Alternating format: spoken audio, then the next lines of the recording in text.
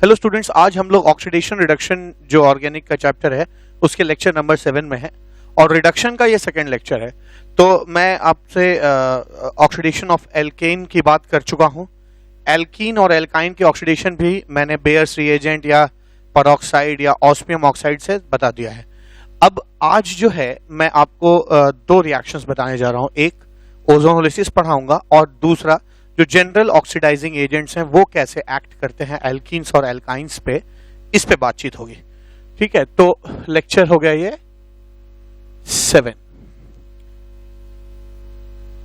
तो ऑक्सीडेशन और रिडक्शन पढ़ रहे हैं हम एल्काइंस का, एल्कीन और एल्काइंस का। उसमें मैंने 3 रिएक्शन अब तक आपको बताए हैं, एक ऑस्मियम ऑक्साइड के साथ, एक बेयर्स रिएजेंट के साथ और एक पेरोक्साइड के साथ।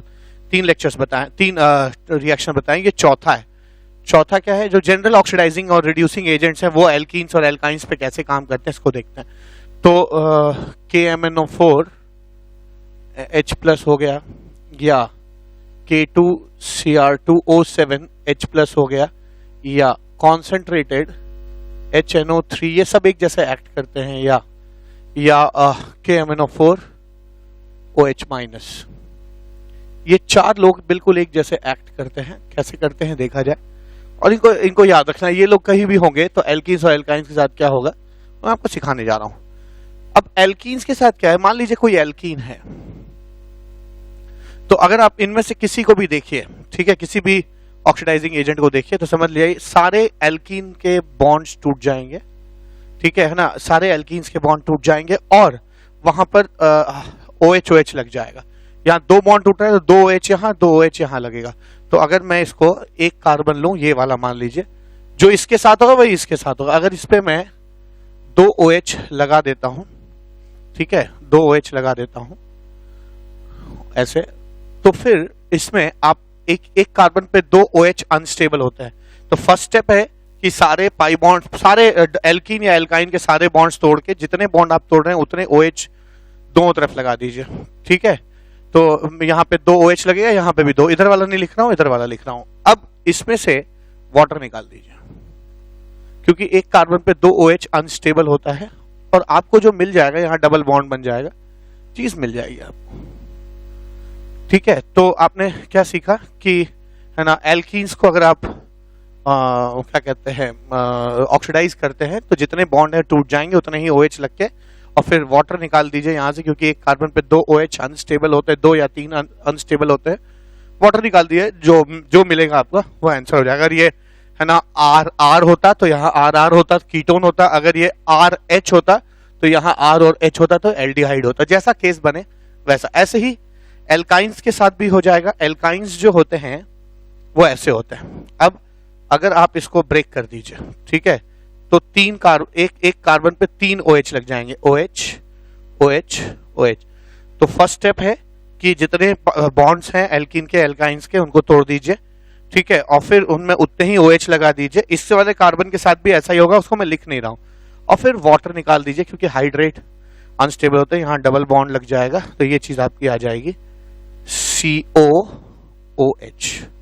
ठीक है, ये जो C है यहाँ आ जाएगा CE। अब यहाँ पे अगर R है तो R लग जाएगा, कार्बोक्सिलिक एसिड बनेगा। ठीक है, तो कहीं ना कहीं मैं इसको समराइज करना चाहता हूं कि अच्छा, ये चीज तो है ही है। ठीक है, और अगर फर्स्ट स्टेप है कि मैंने बताया कि पाई बॉन्ड तोड़ के OH लगा दिए, फिर वाटर निकाल दीजिए। ठीक है, और जो चीज लास्ट में बचे अगर वो फर्दर ऑक्सीडाइज हो सकती है तो उसको फर्दर ऑक्सीडाइज कर देंगे। ठीक है, बहुत क्लैरिटी तब आएगी जब मैं इस पे कुछ क्वेश्चंस कराऊंगा। तो फिलहाल मैं ऐसा लिख रहा हूं कि स्टेप नंबर 1, स्टेप 1 क्या है? ब्रेक डबल और triple bond and add as many OH as number of bonds। मतलब अगर डबल बॉन्ड है तो 2 OH लगाएंगे, ट्रिपल बॉन्ड तोड़ा है तो 3 लगाएंगे। as number of bonds broken, as many break double और triple bond and add as many OH as number of bonds broken। ये फर्स्ट स्टेप हो गया। स्टेप नंबर 2 क्या हो जाएगा? स्टेप नंबर 2 हो जाएगा कि रिमूव वाटर फ्रॉम हाइड्रेट, जो भी हाइड्रेट बनेगा उससे आप वाटर निकाल दीजिए, remove water from the hydrate, ठीक है। और स्टेप नंबर 3 क्या हो जाएगा, स्टेप नंबर 3 हो जाएगा, अब जो प्रोडक्ट मिला स्टेप नंबर 2 में यहां पे, वो अगर फर्दर ऑक्सीडाइज हो सकता है तो उसको ऑक्सीडाइज कर देंगे। तो oxidise the product if possible, ठीक है, इफ पॉसिबल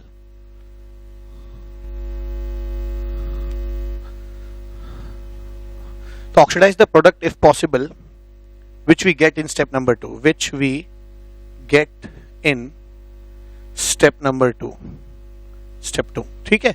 तो स्टेप 2 में जो भी प्रोडक्ट मिलता है उसको अगर आप ऑक्सीडाइज हो सकता है तो उसे ऑक्सीडाइज कर दीजिए, ठीक है। तो आइए अब इस पे कुछ क्वेश्चंस करते हैं। अभी एक पहला क्वेश्चन है, इसमें क्या है, मैंने बताया था पहले स्टेप में जितने डबल बॉन्ड या ट्रिपल बॉन्ड उनको तोड़ के उतने OH OH लगा दीजिए, तो दोनों तरफ 2 OH लग जाएगा। तो ये क्या बनेगा, CH3CH CH3CH OH OH plus CH2 OH OH। अब वाटर निकाल दीजिए और इसमें से भी वाटर निकाल दीजिए, ये चीज बन जाएगी आपकी CH3 C double bond O CH3 CHO बन जाएगा, और प्लस ये HCHO बन जाएगा, HCHO। अब मैंने कहा था ना कि जो सेकेंड स्टेप में प्रोडक्ट आता है क्या वो फर्दर ऑक्सीडाइज होता है, यस ये ऑक्सीडाइज होके कार्बोक्सिलिक एसिड में चेंज कर जाएगा, और ये ऑक्सीडाइज होके HCOOH में चेंज करेगा, जो फर्दर ऑक्सीडाइज होके, है ना, H2O और CO2 में बदल जाएगा, ठीक है, CO2 में बदल जाएगा। तो हुआ क्या यहाँ पे, मैंने क्या लर्न किया, मैंने लर्न किया कि अगर ऐसे CH2 किनारे होता है तो CO2 मिलता है, देखिए ये और ये फाइनल प्रोडक्ट है, ठीक है। तो अगर लास्ट में CH2 होता है तो यहां पे हमें कार्बन डाइऑक्साइड मिलता है, और अगर ये, है ना, RCH होता है, RCH, तो मुझे, है ना, RCOOH मिलता है। तो इन बातों को दर्ज कर लेते हैं यहाँ पे, है ना। यहाँ पे मैं कहता हूं कि अगर ये किनारे CH2 होता है, ऐसे CH2, तो इसका प्रोडक्ट जो है वो CO2 मिलता है, और अगर ये CHR होता है तो ये RCOOH मिलता है, ठीक है। तो ये एक टेबल में बनाता जा रहा हूं ताकि फर्दर जो है आपको बाद में ये टेबल रेफर करके भी आप क्वेश्चंस कर सकते हैं, ठीक है। इसी तर्ज पर अगर मैं इसको देखूं तो यही चीज यहां पे भी होगी, यहां 2 OH लगेगा, यहां 2 OH लगेगा, और ये R है और ये भी R है और डबल बॉन्ड है, यानी यहां पे यही वाला केस लग जाएगा, RCH डबल बॉन्ड होने पे ये कट के दोनों कार्बोक्सिलिक एसिड में चेंज कर जाएगा। तो आप डायरेक्ट भी अब लिखना सीखिए, क्या लिख सकते हैं, ये सेक्शन एसिटिक एसिड में चेंज हो जाएगा, CH3COOH में चेंज हो जाएगा, वही स्टेप्स करके सारे, है ना, और ये CH3CH2COH में चेंज हो जाएगा, CH3CH2COOH में चेंज हो जाएगा, ठीक है। तो ये आपका प्रोडक्ट बन जाएगा। ऐसे ही यहां आ जाइए, यहां पे क्या होगा, चलिए इसको मैं पूरा कर देता हूं, यहां भी 2 OH जोड़ते हैं, यहां भी 2 OH जोड़ते हैं, तो क्या हो जाएगा, ये CH3 ठीक है, CH3 और 2 OH जुड़ जाएगा, OH जुड़ जाएगा, प्लस ये भी हो जाएगा CH3CH और 2 OH जुड़ जाएगा यहाँ पे, CH3CH अब यहाँ पे वाटर निकाल दीजिए और यहाँ पे भी वाटर निकाल दीजिए। वाटर निकलने के बाद क्या बनेगा, ये CH3CH3 और डबल बॉन्ड हो, कीटोन बनेगा। यहाँ पे कीटोन को आसानी से ऑक्सीडाइज नहीं किया जा सकता, ड्रास्टिक ऑक्सीडेशन की जरूरत पड़ती है, तो ये लोग नहीं कर पाएंगे आपके, है ना, ऑक्सीडेशन। कौन लोग करेंगे मैं आगे बताऊंगा। और यहाँ पे क्या होगा, CH3CH डबल बॉन्ड O,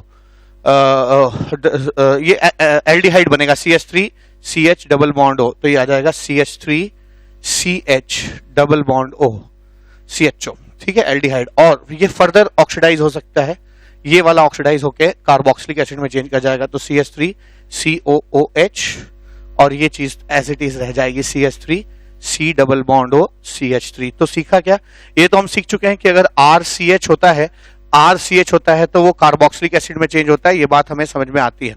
लेकिन अगर दोनों तरफ RR ग्रुप हो, दोनों तरफ RR ग्रुप हो तो ये C डबल बॉन्ड हो, RR और C डबल बॉन्ड हो, कीटोन में चेंज होता है। तो ये हमें एक नई चीज सीखने को मिली, इसको दर्ज कर लेते हैं क्या, कि अगर दोनों तरफ एल्काइल ग्रुप होगा तो कीटोन बनेगा। तो यहाँ पे मैं लिख सकता हूं क्या, कि अगर ऐसा हो जाए कि C डबल बॉन्ड हो, नहीं डबल बॉन्ड CR डैश, तो ये फर्दर इस तरीके से ऑक्सीडाइज होने पे RC double bond O R dash में चेंज कर जाएगा। ठीक है, तो यहाँ पे आप ऐसा ही दोनों केस है, दोनों तरफ RC डबल बॉन्ड R है, यहाँ पे भी RC डबल बॉन्ड R है, तो ये दोनों कट के 2 OH लगेंगे और ये फर्दर जो है कीटोन में चेंज हो जाएगा। तो यहाँ पे आपको जो प्रोडक्ट मिलेगा वो CH3CO CH3 plus CH3CO CH3 होगा। ठीक है, ये आपके प्रोडक्ट में चेंज हो जाएगा। ऐसे ही यहाँ ट्रिपल बॉन्ड के केस में क्या होगा, ट्रिपल बॉन्ड के केस में ये चीज फर्दर 3 OH और 3 OH लग जाएगा यहाँ, क्योंकि 3 बॉन्ड तोड़ा है आपने।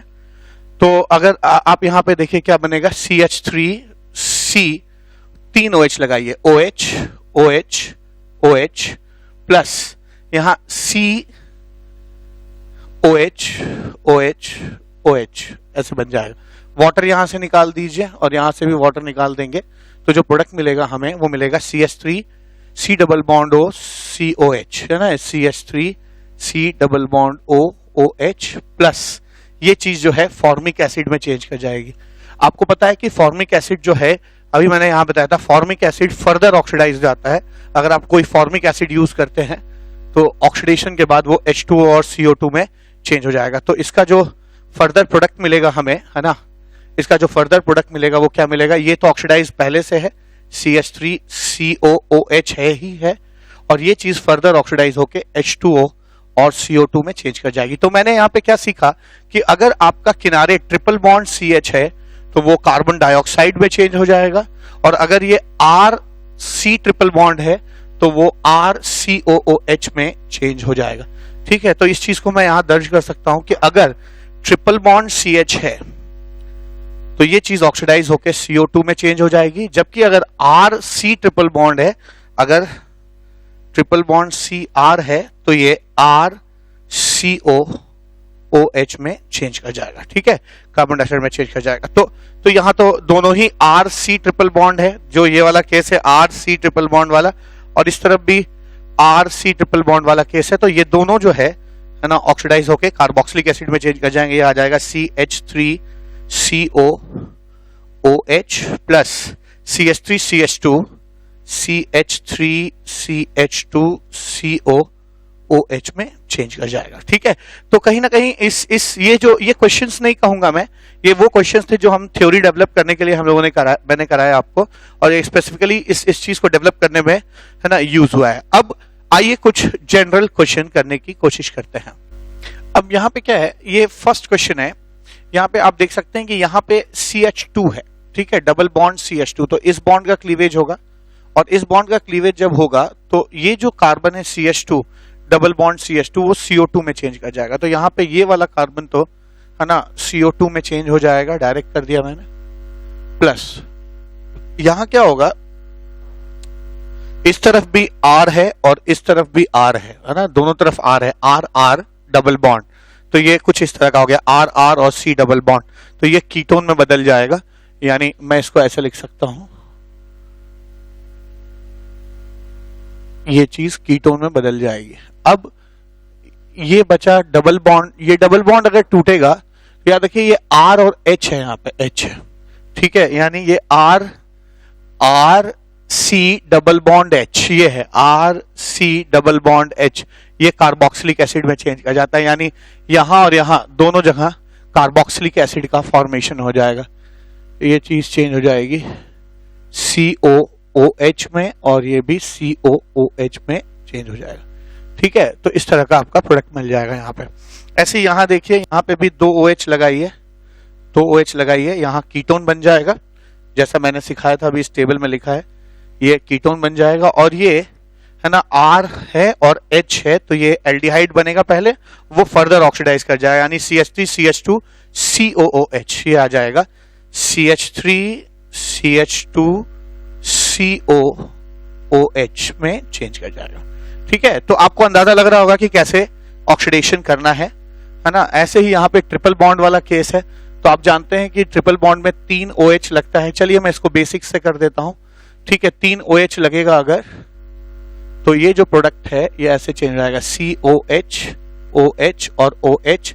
इसमें से वाटर निकाल देंगे हम, तो ये चीज चेंज, और प्लस ये चीज हो जाएगी, एक कार्बन पे 3 OH हो जाएगा, HCOH, OH, OH और ये वाटर निकल आएगा। ठीक है, तो यहां पे क्या बनेगा, यहां कार्बोक्सिलिक एसिड बन जाएगा, ये चीज आ जाएगी COOH प्लस ये चीज जो है फॉर्मिक एसिड में चेंज हो जाएगा, HCOOH। और आपको पता है फॉर्मिक एसिड फर्दर ऑक्सीडाइज कर जाता है, तो ये चीज तो ऐसे के ऐसे ही रह जाएगी, ये चीज तो ऐसे के ऐसे ही रह जाएगी, COOH बन जाएगा, और ये चीज ऑक्सीडाइज होके फर्दर है ना H2O और CO2 में चेंज हो जाएगी। आप इसको डायरेक्ट भी कर सकते थे, कोई दिक्कत नहीं।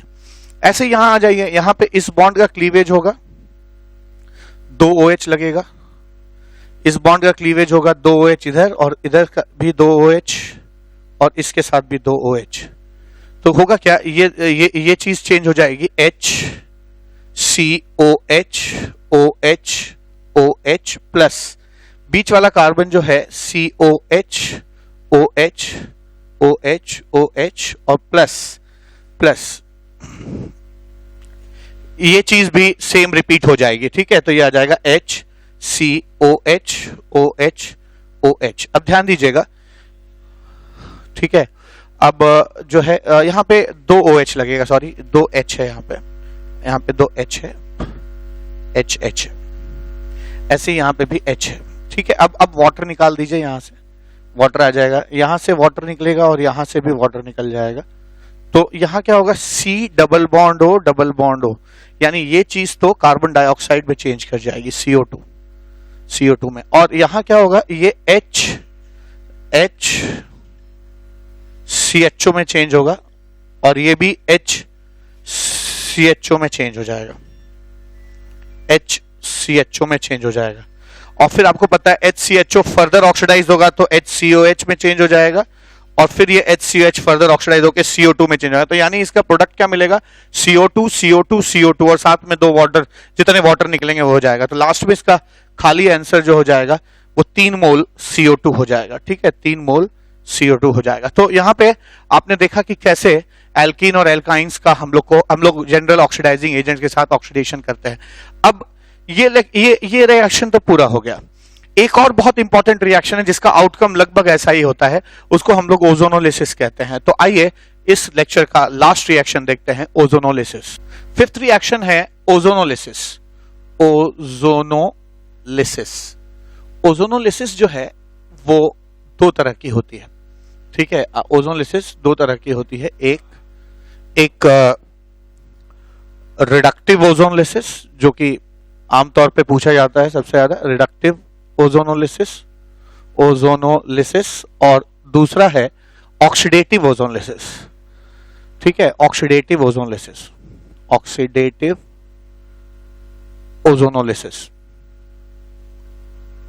अब दोनों में क्या अंतर है? रिडक्टिव ओजोनोलिसिस में फर्स्ट स्टेप में हम लोग ओजोन CCl4 में डिसॉल्व करके ट्रीट करते हैं एल्कीन या एल्काइन को। ठीक है, और सेकेंड स्टेप में जिंक इन वाटर से ट्रीट करते हैं। कई बार लोग निकल इन वाटर भी यूज कर लेते हैं। ठीक है ना, निकल इन वाटर भी यूज कर लेते हैं। कई बार डाइमिथाइल सल्फाइड भी यूज किया जाता है। अब देखिए, ये रिडक्टिव ओजोनोलिसिस है।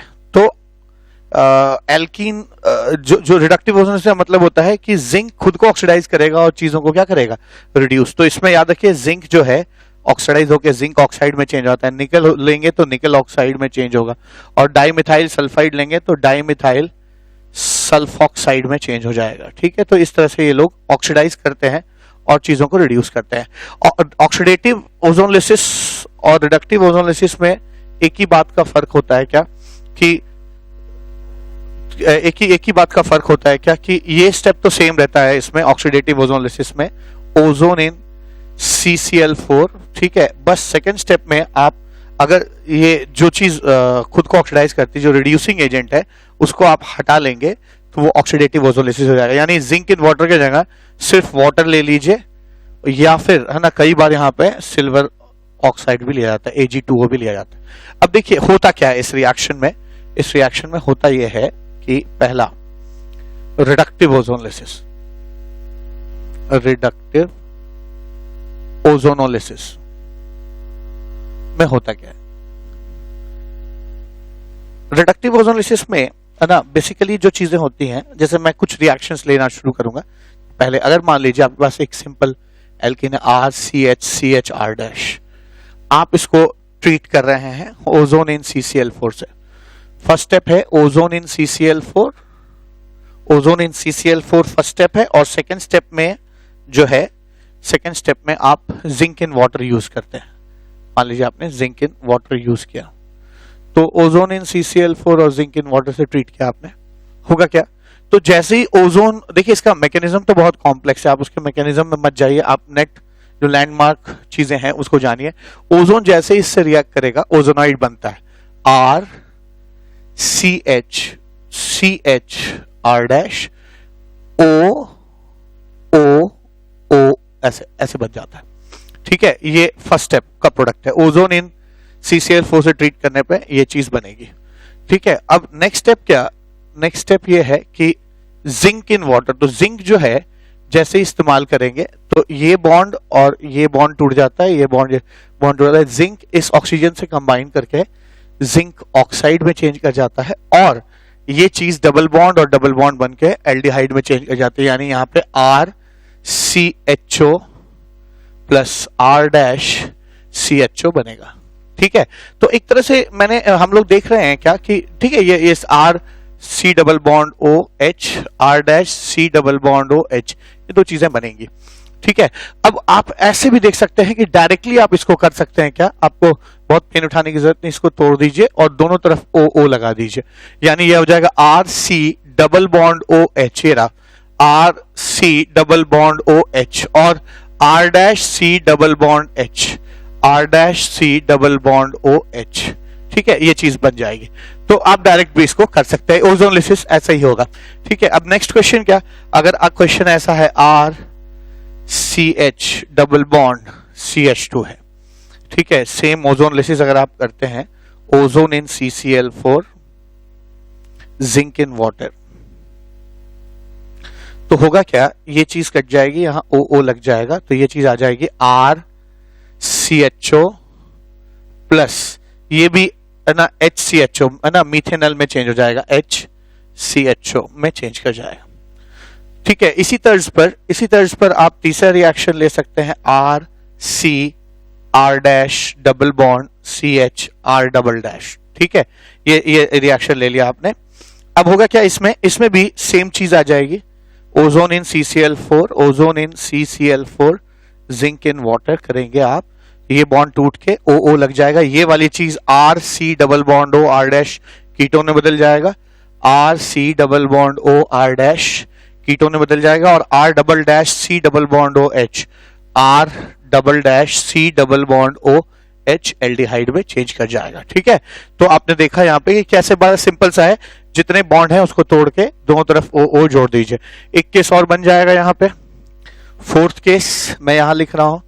फोर्थ केस क्या हो जाएगा? अब तक देखिए दोनों तरफ एल्काइल ग्रुप था, एक तरफ 2 है, एक तरफ 1 है। एक केस और बचता है जिसमें दोनों तरफ दो एल्काइल ग्रुप जुड़े हो, जैसे ये R double dash R triple dash. अगर आप इसकी ओजोनोलिसिस करेंगे, ओजोन इन CCl4 और जिंक इन वाटर करेंगे अगर, तो ये चीज चली जाएगी, O दोनों तरफ लग जाएगा, ये आ जाएगा RC double bond O R dash plus R double dash C double bond O R triple dash, R double bond C double bond O R triple dash, ये चीज आ जाएगी। ठीक है, ऐसे ही पांचवा रिएक्शन क्या हो जाएगा? ये सब तो एल्कीन के रिएक्शन थे। अगर एल्काइन होंगे तो क्या होगा? तो एल्काइन के केस में बड़ा ही सिंपल है, जो ओजोन के केस में, जो डबल बॉन्ड के केस में होता था वही चीज यहां पे भी होगी, बस एक बॉन्ड आप नेग्लेक्ट कर देंगे। मतलब क्या?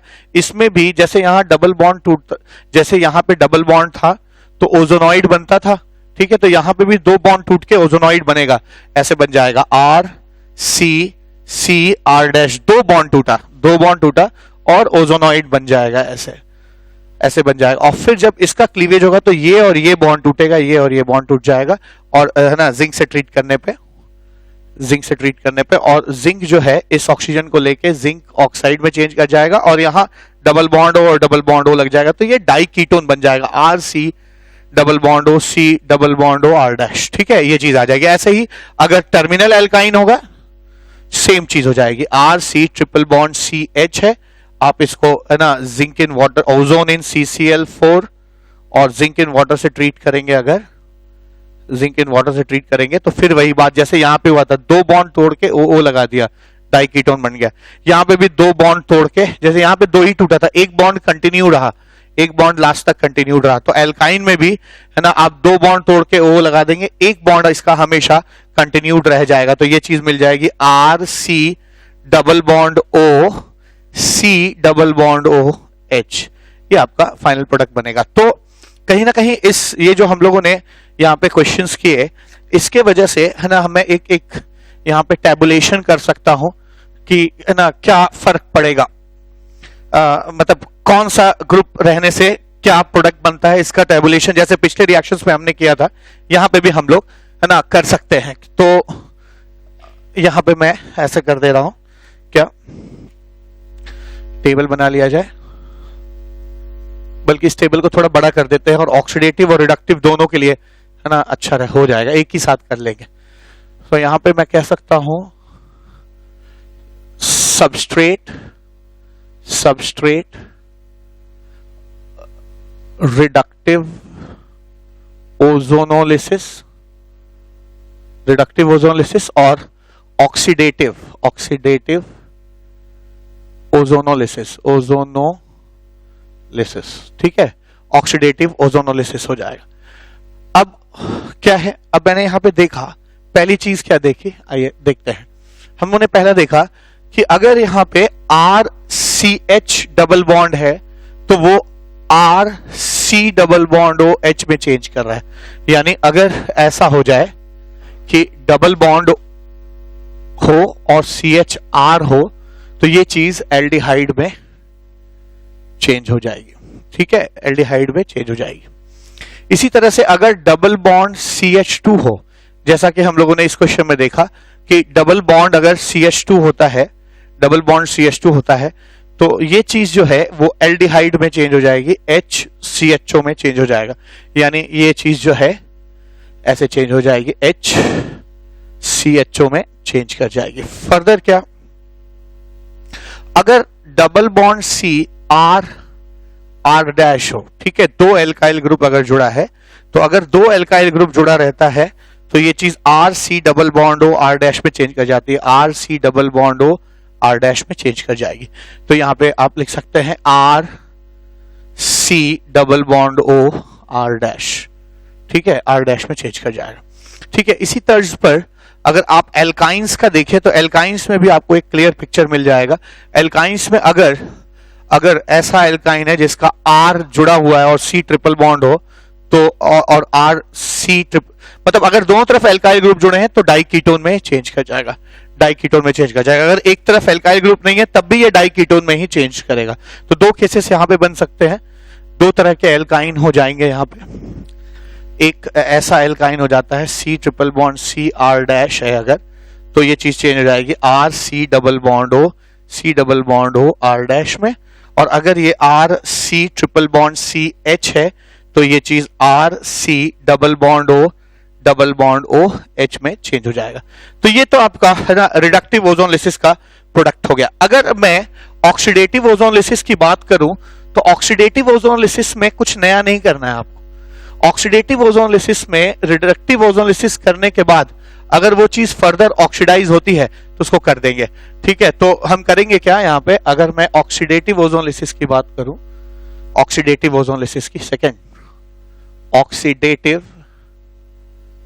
ऑक्सीडेटिव ओजोनलिसिस की बात की जाए तो क्या होगा, अगर तो यहां पे आपको जिंक हटाना पड़ेगा, सिर्फ वाटर लेंगे आप और प्रोडक्ट क्या मिलेगा, ये चीजें घटेंगी, ये घटेगी, बट जिंक ना होने की वजह से ये चीज क्या हो जाएगी मैं बताता हूँ आपको। होता क्या है, ऑक्सीडेटिव ओजोनलिसिस का जो भी प्रोडक्ट आता है, रिडक्टिव ओजोनलिसिस का प्रोडक्ट जानने के लिए उसी जो रिडक्टिव ओजोनलिसिस का प्रोडक्ट है उसको ऑक्सीडाइज कर दीजिए। मैं कहना ये चाहता हूं कि ऑक्सीडेटिव ओजोनलिसिस के लिए क्या करेंगे, oxidise the product of reductive ozonolysis, oxidise the product of reductive ozonolysis. Reductive ozonolysis के प्रोडक्ट को अगर आप ऑक्सीडाइज करेंगे तो आपको ऑक्सीडेटिव ओजोनलिसिस का प्रोडक्ट मिल जाएगा। यानी क्या, ध्यान दीजिएगा, यहां पे क्या होगा, इसका पहला प्रोडक्ट हो जाएगा RCHO प्लस R-CHO। ये चीज फर्दर ऑक्सीडाइज होके ये भी कार्बोक्सिलिक एसिड और ये भी कार्बोक्सिलिक एसिड में चेंज होगा, तो RCOOH प्लस R-COOH में चेंज कर जाएगा। ये पहला प्रोडक्ट मिला हमें अगर हम ऑक्सीडेटिव ओजोनलिसिस करते हैं। ऐसे ही सारे प्रोडक्ट्स यहां पे भी देख लेते हैं क्या बनेंगे, ठीक है ना, इनके भी हम प्रोडक्ट्स अभी लिखेंगे और ऑक्सीडेटिव ओजोनलिसिस का क्या प्रोडक्ट आएगा। तो यहां पे मैंने क्या सीखा, जो भी रिडक्टिव का आया उसको मैंने ऑक्सीडाइज कर दिया। तो पहले केस में क्या होगा, पहले केस में जो भी ये आया प्रोडक्ट इसको ऑक्सीडाइज कर देंगे, ये कार्बोक्सिलिक एसिड में चेंज हो जाएगा, RCOOH में चेंज कर जाएगा।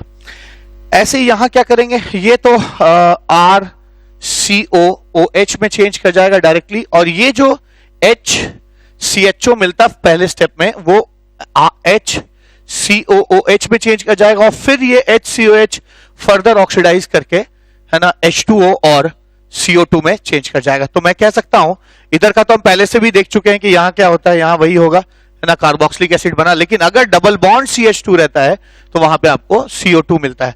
तो मैं यहां पे कह सकता हूं कि अगर डबल बॉन्ड CH2 होता है तो रिडक्टिव ओजोनलिसिस में मीथेनॉल मिलेगा, लेकिन ऑक्सीडेटिव ओजोनलिसिस में क्या होगा, वो मीथेनॉल भी ऑक्सीडाइज होकर मिथेनोइक एसिड, और मिथेनोइक एसिड फर्दर ऑक्सीडाइज होकर H2O और CO2 में चेंज कर जाएगा। तो यहां आपको CO2 मिलेगा।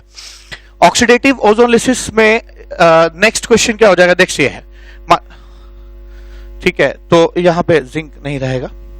अब इस रिएक्शन में क्या होगा, सेम वही चीज, O लगेगा, तो ऐसे मिला RCO R- प्लस है ना R-CHO मिलेगा, R-CHO मिला। लेकिन आपको पता है कीटोन आसानी से ऑक्सीडाइज नहीं होंगे, ये ऐसे के ऐसे ही रह जाएंगे ऑक्सीडेटिव ओजोनलिसिस में, लेकिन यहां क्या होगा, ये फर्दर एल्डिहाइड भी कार्बोक्सिलिक एसिड में चेंज कर जाएगा। तो मैंने क्या सीखा कि अगर दो R ग्रुप अगर जुड़े हों तो फाइनल प्रोडक्ट जो है आपका कीटोन होता है, ठीक है। तो आपका दो R ग्रुप अगर जुड़े हों, तो रिडक्टिव और ऑक्सीडेटिव ओजोनलिसिस दोनों में आपको सेम प्रोडक्ट मिलेगा, कीटोन मिल जाएगा, ठीक है। इसी तर्ज पर आइए अब ये क्वेश्चन देखते हैं, यहां पे फोर्थ क्वेश्चन में भी दोनों तरफ R है, दो कीटोन मिल जाएंगे, हम डायरेक्ट लिख सकते हैं RC double bond O R- plus R-C double bond O R-, ठीक है। दोनों साइडें कीटोन्स में चेंज कर जाएंगे। यहां क्या होगा, यहां होगा RC double bond O C double bond O R-, ये बना।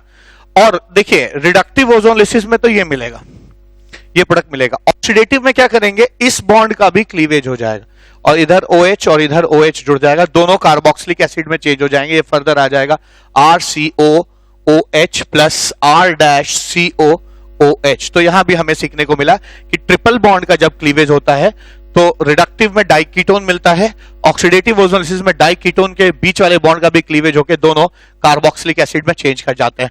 तो यहां पे हम क्या सीख सकते हैं कि ऑक्सीडेटिव ओजोनलिसिस में क्या होगा, ऑक्सीडेटिव ओजोनलिसिस अगर आप इसकी करेंगे तो ये बॉन्ड का भी क्लीवेज हो जाएगा और दोनों कार्बोक्सिलिक एसिड में चेंज कर जाएंगे, RCOOH प्लस R-COOH में चेंज कर जाएगा ये, ठीक है।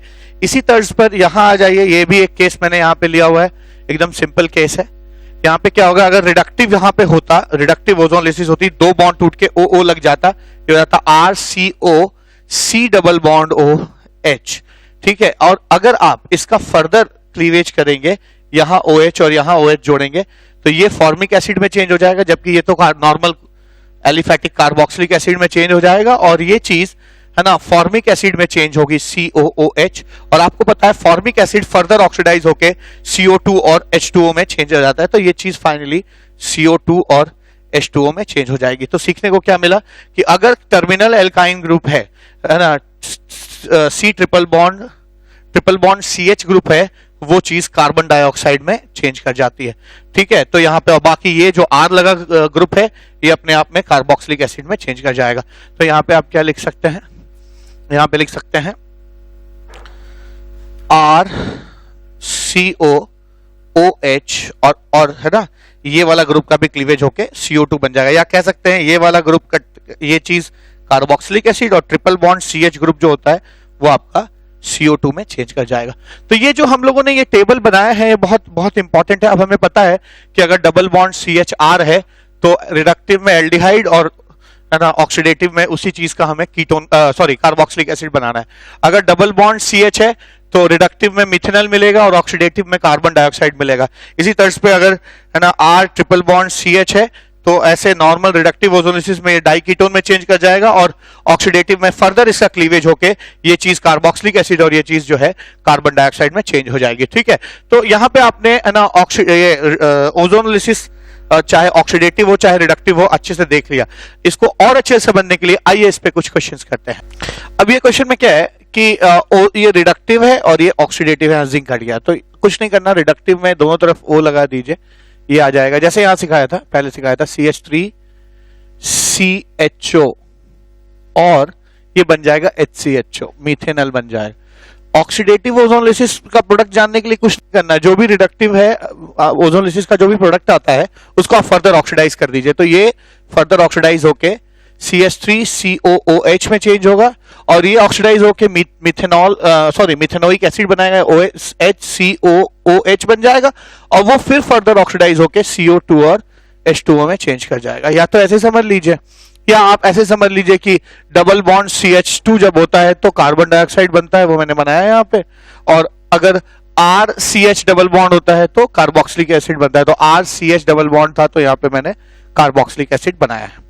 ठीक है, तो इस तरह से रिएक्शंस हो जाएगा। ऐसे ट्रिपल बॉन्ड का देखिए, ट्रिपल बॉन्ड का इसके केस में क्या होगा, CH3 C डाइकीटोन बन जाएगा, CH3 C double bond O C double bond OH, ये प्रोडक्ट बनेगा। ठीक है, और क्या, अगर आप इसका ऑक्सीडेटिव ओजोनलिसिस करेंगे तो यहां पर ये बॉन्ड का भी फर्दर क्लीवेज हो जाएगा, ये कार्बोक्सिलिक एसिड में बदल जाएगा CH3COOH, जैसा टेबल मैंने लिखा है देख लीजिएगा, और ये चीज जो है HCHO में बदलेगी, HCOOH में बदलेगा, मिथेनोइक एसिड में बदलेगा और फिर फर्दर ऑक्सीडाइज होकर H2O और CO2 में चेंज कर जाएगा। ठीक है, तो बिल्कुल आपको मैंने एकदम क्लियर कट बताया है। ऐसे ही यहां पे एल्किन होगा तो दोनों तरफ OO लग जाएगा, ये चीज ऐसे बन जाएगी, C डबल बॉन्ड O बन जाएगा। ऐसे ही अगर इसका करेंगे तो यहां पे भी OO और यहां पे भी OO, तो ये बनेगा C double bond O CH2 C double bond O और ये बनेगा C double bond O C double bond O। तो ऐसे बन जाएगा C double bond O C double bond O plus ये हो जाएगा आपका C double bond O CH2 C double bond O, यही होगा ना, C double bond O CH2 C double bond O और C double bond O C double bond O, ये ऐसे हो जाएगा, ऐसे C डबल बॉन्ड O और C डबल बॉन्ड O बन जाएगा। ठीक है, ऐसे ही यहां पे भी क्या हो जाएगा, OO सिमेट्रिकल प्रोडक्ट बनेगा, तो C double bond O CH2 C double bond O C double bond O CH2 C double bond O, ऐसा 2 बार। ठीक है, 2 मोल हो जाएगा। ठीक है, इसी तर्ज पर क्या, अगर आप नॉर्मल बेंजीन की ओजोनलिसिस करेंगे तो नहीं रिएक्शन होगा, क्योंकि बेंजीन सही मायने में एक एल्कीन नहीं है ना। बेसिकली इसका जो इलेक्ट्रॉन है ये मूव करता रहता है और है ना एल्कीन से इलेक्ट्रोफिलिक एडिशन देते हैं, जबकि बेंजीन रिंग जो है इलेक्ट्रोफिलिक सब्स्टिट्यूशन रिएक्शन देता है। तो दोनों के रिएक्ट करने का जो मैकेनिज्म है वो बिल्कुल ही डिफरेंट है। ठीक है, लेकिन जब हीट करेंगे तो इसका जो रेजोनेंस है वो डिस्ट्रॉय हो जाएगा, तब पाई बॉन्ड्स अपनी जगह पे रुक जाएंगे। ऐसे तो ये इलेक्ट्रॉन डीलोकलाइज्ड है, करंट सा बहता रहता है, जिसको हम लोग अक्सर बेंजीन को ऐसे दिखाते हैं। तो ये जो दिखाते हैं ऐसे, ये रॉबिन्सन सर्कल, ये सिग्निफाई करता है कि इसमें है ना इलेक्ट्रॉन्स जो है लगातार मूव कर रहे हैं, लेकिन जैसे हीट करेंगे आप रेजोनेंस खत्म हो जाएगा। एक्चुअली होता क्या है, अगर ऐसे स्टैटिक पाई बॉन्ड्स होते हैं तो इसमें से कुछ एनर्जी रिलीज करके रेजोनेंस शुरू हो जाता है। तो उल्टा करिए, अगर आप कुछ एनर्जी दे देंगे तो रेजोनेंस डिस्ट्रॉय हो जाएगा और ऐसे बन जाएगा। तो हीट अगर रहेगा तो ही ओजोन होगी बेंजीन की, हीट नहीं होगा तो ओजोनलिसिस नहीं होगी। अगर इसका ओजोनलिसिस आप करेंगे तो इधर OO, इसको तोड़ के OO, इसको तोड़ के OO, तो ये आ जाएगा C double bond O, C double bond O, ऐसा 3 बार। तो आप लिख सकते हैं CHO CHO 3 बार, ये चीज बन जाएगी ऐसा।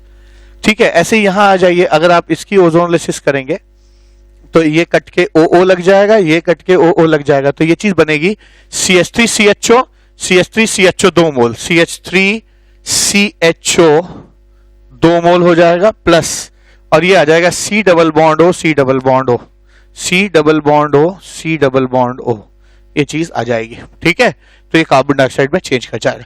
तो यहाँ पे हम लोगों ने 7 क्वेश्चन देखे और 2 क्वेश्चन है मेरे पास। आइए 8वां क्वेश्चन देखते हैं। क्वेश्चन नंबर 8 देखते हैं। अब यहाँ पे क्या है, मैंने जो भी अभी आज के लेक्चर में सीखा वो सब रिएक्शंस एक साथ ले लिए। देखिए रिडक्टिव करेंगे तो यहाँ OO और यहाँ OO लग जाएगा। क्वेश्चन अभी हम लोगों ने किया भी था, तो आप ऐसे कर सकते हैं C double bond O CHO C double bond O 2 मोल। अगर आप ऑक्सीडेटिव ओजोनलिसिस करेंगे तो ये चीज फर्दर ऑक्सीडाइज आएगी, 2 मोल C double bond O OH C double bond O OH, ये चीज बन जाएगी। ठीक है, और अगर आप KMnO4 से ट्रीट करेंगे तो क्या होता है, वही चीज हो जाएगी, यहाँ टूटेगा 2OH लगेगा, फिर आप वाटर निकालेंगे, जो चीज मिलेगी वो फर्दर ऑक्सीडाइज होगी। आप देख लीजिएगा, एक क्रूड रूल ये भी है कि जो ऑक्सीडेटिव ओजोनलिसिस का प्रोडक्ट होता है वही जो है KMnO4 OH हो, चाहे KMnO4 H+ हो या K2Cr2O7 H+ हो या कॉन्सेंट्रेटेड HNO3 हो, इन सब के प्रोडक्ट वही होते हैं जो ऑक्सीडेटिव ओजोनलिसिस के प्रोडक्ट होते हैं। ठीक है, तो इसमें भी सेम यही चीज आपको मिल जाएगी, OH मिल जाएगा। अच्छा ठीक है, ये अब यहाँ पे आइए, ये 9th और लास्ट क्वेश्चन है इस लेक्चर का। आशा आप सीख रहे हैं। अब यहाँ पे क्या है, मैंने जो चीज वहां एल्कीन के लिए की थी, यहाँ एल्काइन के लिए। अगर आप रिडक्टिव ओजोनलिसिस करते हैं तो एल्काइन जो है वो डाई कीटोन में चेंज हो जाता है, आपको मैंने पढ़ाया था अभी। ठीक है ना, एल्काइन जो है वो डाई कीटोन में चेंज हो जाएगा। यहाँ पे मैंने अभी बताया, ठीक है, कि अगर कभी भी ऐसा कुछ केस आ जाए कि R C triple bond CR' है तो ये डाई कीटोन में चेंज हो जाता है। लेकिन अगर ऑक्सीडेटिव ओजोनलिसिस करेंगे तो ये भी कट के यहाँ OH और दोनों कार्बोक्सिलिक एसिड में चेंज हो जाता है। तो अगर आप ऑक्सीडेटिव ओजोनलिसिस यहाँ पे करेंगे तो तीनों बॉन्ड टूट जाएगा और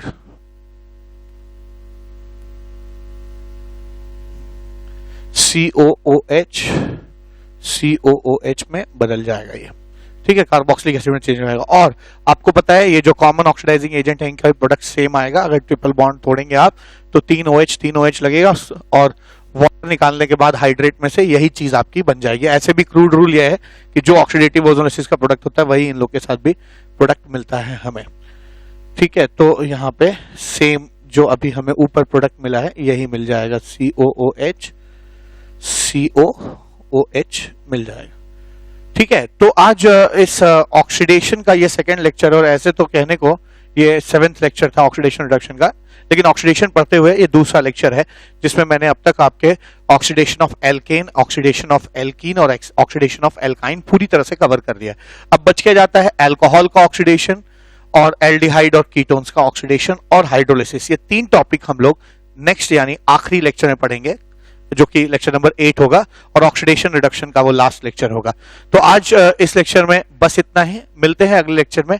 तब तक के लिए thank you so much, have a nice day.